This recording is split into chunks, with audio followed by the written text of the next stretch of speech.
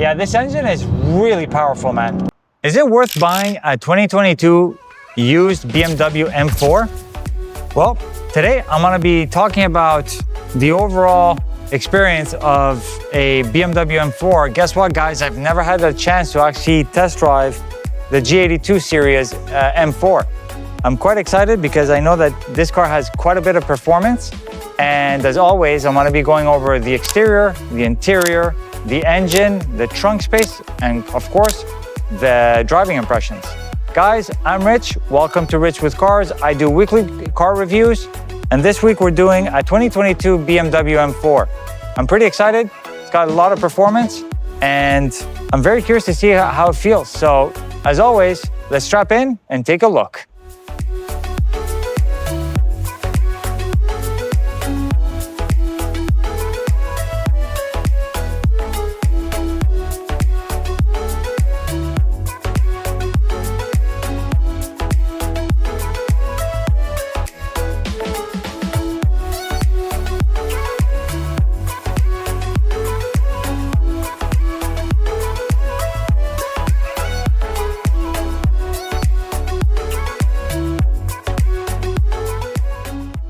When it first came out, a lot of people didn't like it, specifically because of these buck teeth.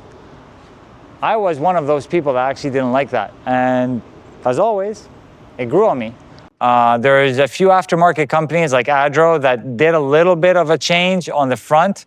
I'll show you guys on the screen what that looks like. And they shortened up the grille a little bit to make it look like a more traditional BMW grille.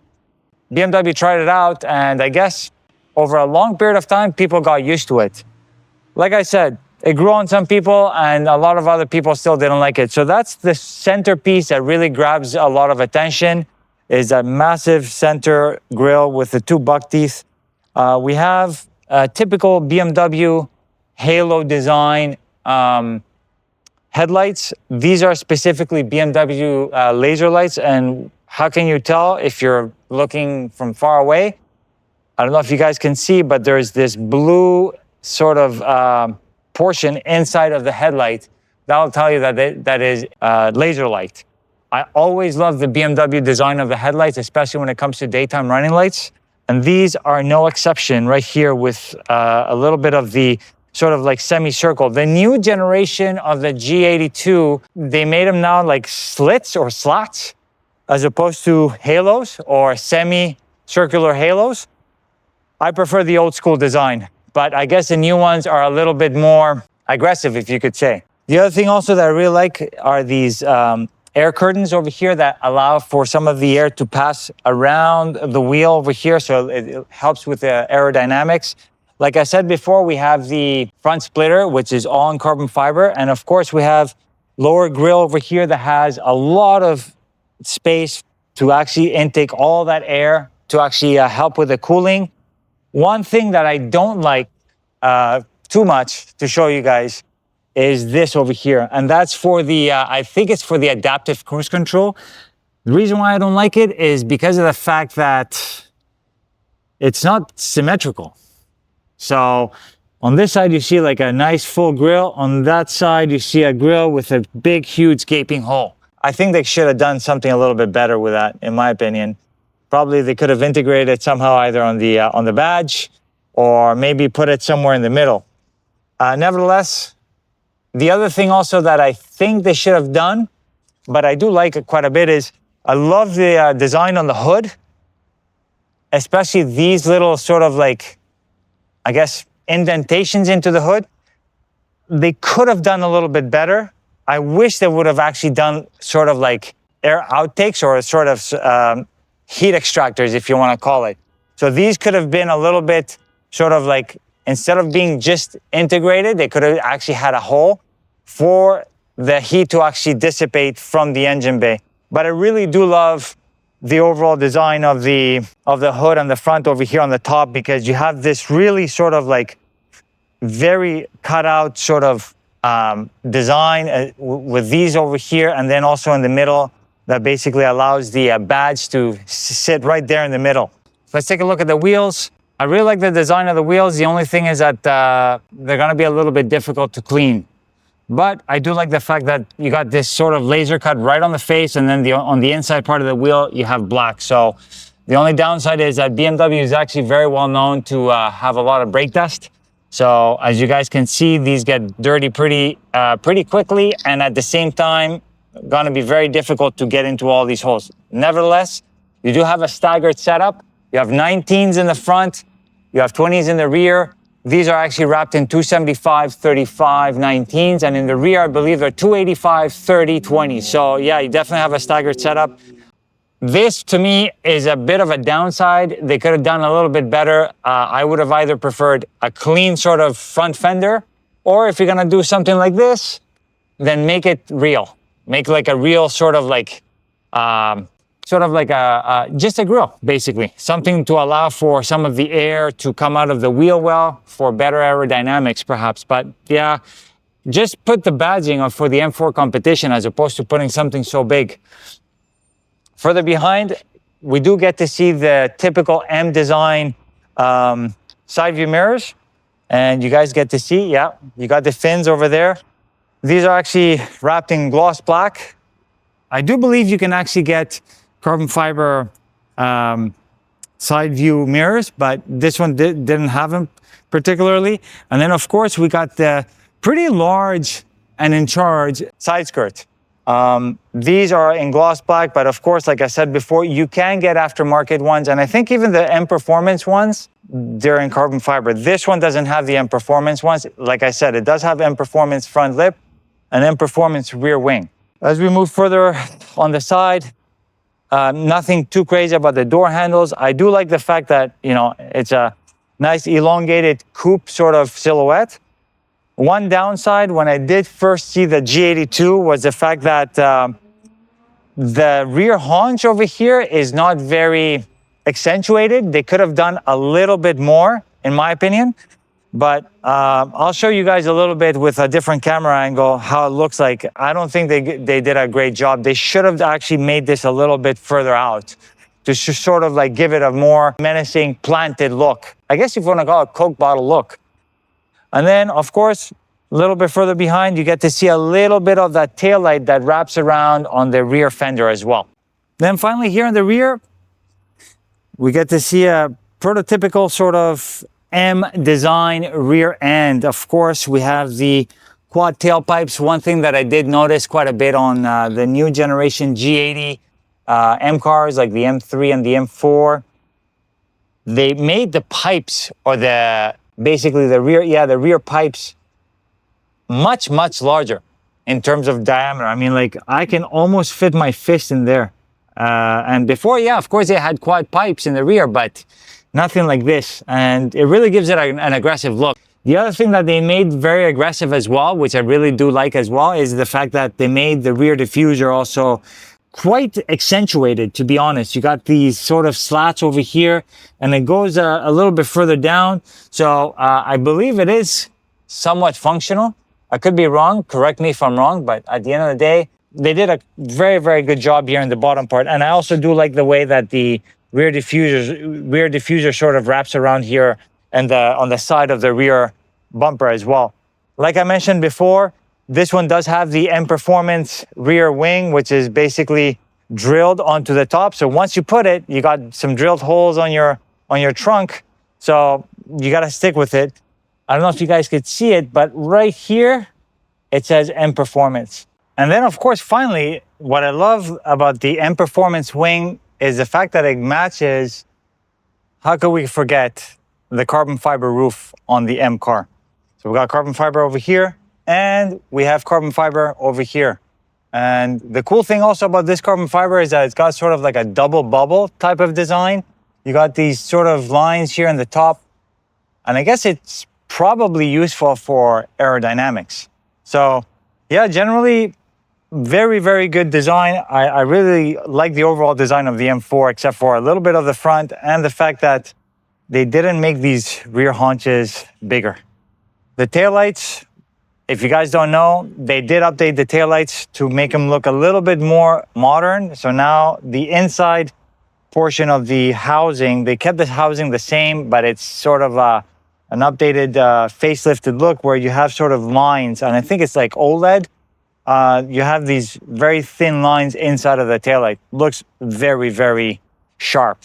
So we're inside of the G82 M4. Of course, like I said, this is a 2022, so we don't have the updated infotainment screen. I'll show you guys on the screen how the updated one looks like with the latest generation iDrive.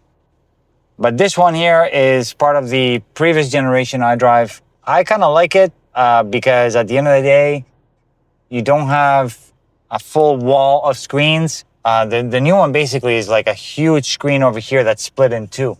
Because we do have a basically automatic transmission over here, it's electronically controlled, so it doesn't have your typical type of, gear shift. So, and that's changed a long time ago, but I do like the fact that the leather knob over here does have the M badging on the top. You have a parking, you have the park selector right on here as a button. And then you have a bunch of different modes, buttons, things that you can do. Right here in the middle, you have traction control off, you have your camera. So if I press this over here, you guys will see over here on the screen that the camera basically popped up. Yeah, so you have your camera over here, then that's your parking sensors, that's your auto start stop off.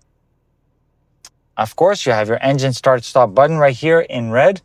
And then you have your M mode, your setup for the M mode, and then you have your exhaust button over here. So if I press it, you can hear a little bit that the valve's closed. I press it again, they opened. So once I open it, actually I can open it some more. Now it's opened even more. You guys can hear that. Anyways, you do have a little reminder right here that you're driving an M4 Competition. Your electronic parking brake here is located within all this piano block, so it's very well integrated. It looks sort of very uniform. And then, of course, right around the iDrive knob control, you have different things for the infotainment system, like the media. So if I press media, it brings you to the media. I can go home. I can go straight to the map. And many different options as well, like the different apps as well. I do like quite a bit, to be honest, the fact that they put carbon fiber here that basically covers the two cup holders, USB-A plug over here, alongside with a cigarette style charger over here. But at the same time, I'll show you guys with my phone. Well, my phone's too big for this. So actually, no, just perfect. So you do have a wireless charger right there. So that's really cool. And you can keep it hidden. So very, very nice to have. Like I said, two cup holders. And then if you want to just not use the cup holders and keep it nice and clean, you have your carbon fiber panel over here and a little bit of more carbon fiber just around the center area where you have a lot of the controls. Now the steering wheel, also a little bit of carbon fiber inlays into the actual like three spokes over here alongside with different controls. I do like the fact that the face of the paddle shifters is also carbon fiber. So that's very nice to have. As always, your M1, M2 buttons, which are adjustable. You can actually basically modulate different things within your M1 and M2 buttons, which include your steering, your engine response, your suspension, your transmission, which can also be controlled over here for your transmission. So you have a lot of different settings that you can actually adjust within M1 and M2, which also include your exhaust note as well. Here on your dash, you have a digital dash. I'm not a huge fan of it. I don't think that they changed much of it also. I mean, they changed the design of it, of course, on the newer generation iDrives, but they still haven't made it sort of like really nice like other manufacturers. It is a digital dash. It does actually provide quite a bit of information. You do have a little bit of digital sort of display for the HVAC controls. And I like the fact that the HVAC controls here remain physical buttons as well, alongside with some of the main radio or media buttons as well. Here right on the top, you have a little bit of leather and the carbon fiber continues over here on the dash as well. And that's basically it. I mean, generally, it's a really nice place to be in. And the seats also are very, very comfortable. I'll show you a little bit more about the seats as well. So taking a look at the seats right now, as always, typical M fashion seats. These are not the carbon seats. And I've sat in the carbon seats in a friend's M car. And once you get into them, they're pretty comfortable. But of course, you have that middle bulge over there, which I'm not too crazy about. Aside from that, very nicely bolstered. I do like the design. I wish that this particular seat would have been probably a different color, or at least a two-tone color. But nevertheless, it's still very nice. You have the M4 denomination, which lights up at night, which is really, really cool. And then you have a little bit of Alcantara right on the edge right here that basically goes all the way down. But generally speaking, lots of adjustability. I think these are probably 14-way power seats. So you have a lot of adjustability, including a thigh extension support over here, which you can do right there. So very, very nice place to be, like I said. And I would not be, disappointed in actually having used BMW. Just make sure that if you do pick one up, of course, you got to do your PPI. Make sure that it doesn't have any sort of major issues, including, cosmetic issues as well, if you're a little bit OCD like I am. So we're at the heart of the G82 M4. Of course, this engine's been updated for the newer facelifted generation. It's got a little bit more power, but this one here, same engine as the current one, which is the S58 inline-6 twin turbo. I believe it pushes 503 horsepower and 479 pounds per foot of torque. I still haven't experienced this one yet, so I'm very curious to know how it drives. But based on what I know and what I've read, it's first of all, it's underrated. So when they actually say it's got 503 horsepower, it probably has more.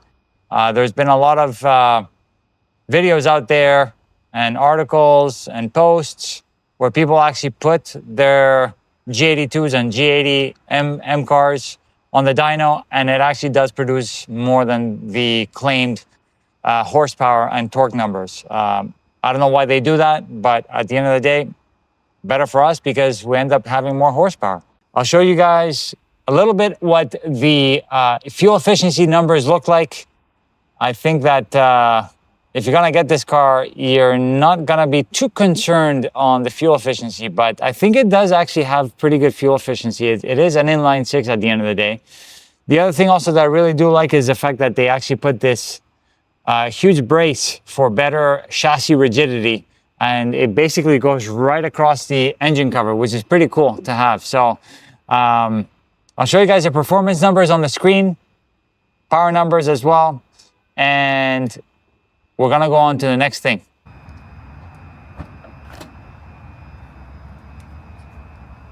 So we're at the trunk of the G82 M4. You're getting a coupe, and you don't really expect much convenience when you're getting yourself a two-door car. But guess what? I'm very surprised how much trunk space this thing has. I'll show you guys on the screen what the volume is for the trunk, but frankly speaking, I mean, look at the opening, how big it is. And you also have the convenience over here. You guys will see, I'll show you guys. It's got a couple buttons, one for closing the trunk and the other one for closing the trunk and locking the door. So you have an automated sort of trunk lid, if you want to call it. You have a few nets over here on each side of the trunk area, and you do also have a couple things over here, one on each side. I'll pull one right now, but that basically allows you to open up and have a pass-through. So aside from actually having a very large trunk in itself, you do have a pass-through that allows you to basically fold down the rear seats and have even more space. So you get yourself a two-door coupe thinking that it's not going to be very convenient, but guess what? It's very convenient. So it's actually much larger than my Lexus LC500. The Lexus LC500 is a bigger car than this, but the trunk is actually much smaller than this. So job well done. Like I said, show you guys once again the volume numbers, but very, very good stuff.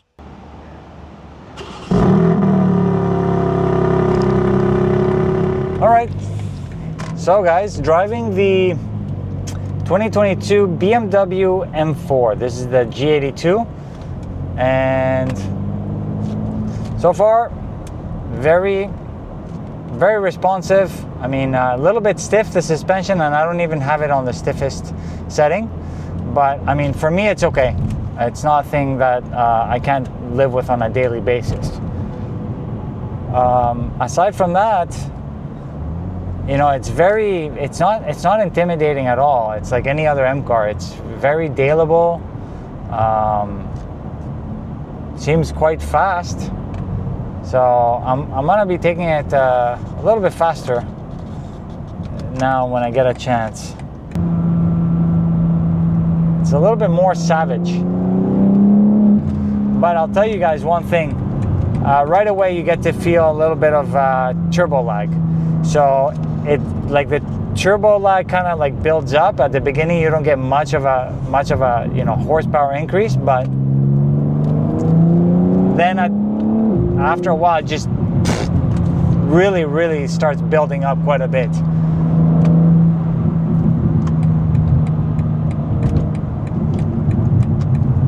Very fast though. Oh man, it feels great though. I'll tell you guys the truth.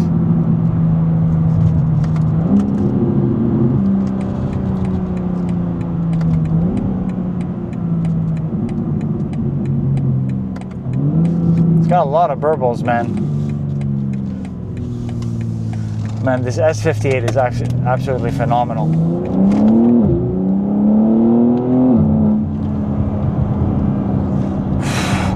Man, that is, honestly, that's savage. That acceleration is savage.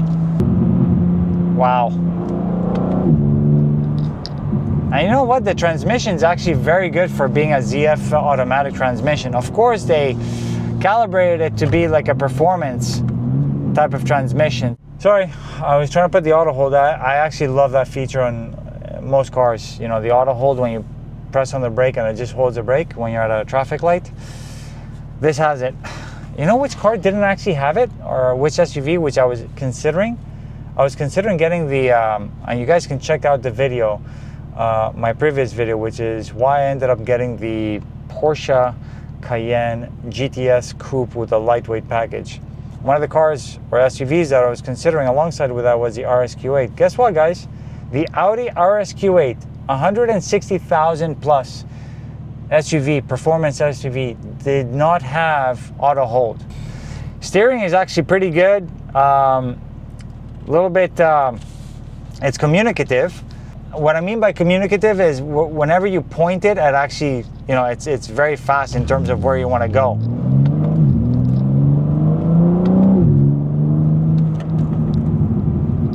So yeah, and it's not super soft, which I like. You know, a lot of these performance vehicles nowadays, you know, try to make the whole driving experience comfortable and also sporty at the same time, which is a little bit difficult to do. I prefer, if you're gonna have a sporty vehicle, try to keep it on the sporty side. So yeah, this steering, frankly speaking, is not super soft, but it's also not very hard. But it is communicative in that, you know, wherever you want to point, it actually does. It does actually go there. Suspension, now I have it on the hardest suspension setting. For me, it's not that stiff. I mean, I am driving a sports coupe, so I should be expecting to have a stiff vehicle.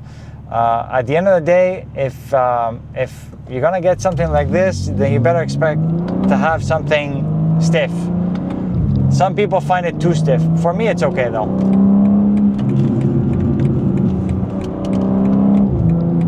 But wow, man, this ZF is absolutely incredible.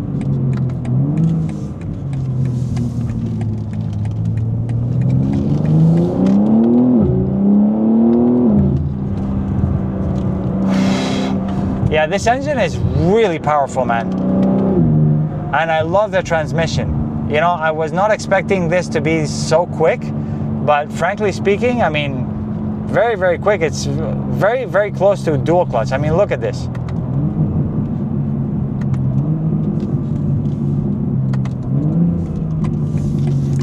I'll show you guys on the upshifts now.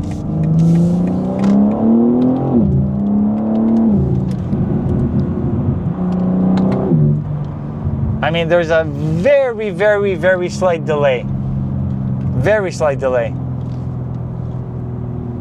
But I mean, it's very close to being dual clutch fast. And I love that exhaust note. I mean, of course, you know, if you're really into that sort of stuff, you can get yourself an aftermarket exhaust and be even louder. But I mean, straight out of the box, it's very impressive.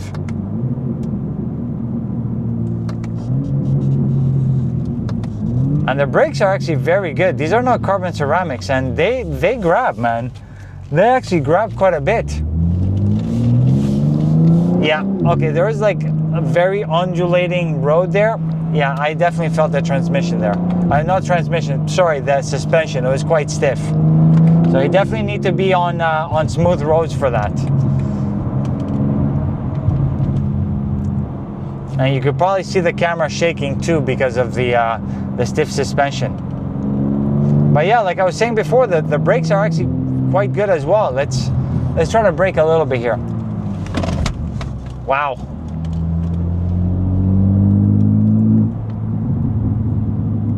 I'm gonna brake a little bit hard now, okay? I'm going at 45. I'm going at 50. Wow. Yeah, for being, honestly, for being like steel brakes, keep in mind that these brakes are actually drilled, and they do a very good job. And I love the sitting position in this. I do actually feel like I'm not on top of the car. I feel like I'm actually sitting inside the car. Oh wow, and I can even go lower. Wow, I wasn't even at the lowest. Keep in mind, I like to drive my cars at the lowest seat setting. Okay, that was a bit of a downside right there, I'll tell you guys. I don't like the fact, but it's not a huge deal. It's a manual tilt and telescopic adjustment. It's not that bad, but whatever. But yeah, now that I'm sitting even lower, absolutely. The sitting position in this is absolutely phenomenal. I have to understand. I mean, I did drive an F90 M5 before, and I was driving fast quite a bit, and I did get 2 tickets in my first month and a half of driving that vehicle. So I can understand why BMW drivers get the, I guess the title or the idea that they're douchebag drivers, because you do feel like driving fast all the time in this.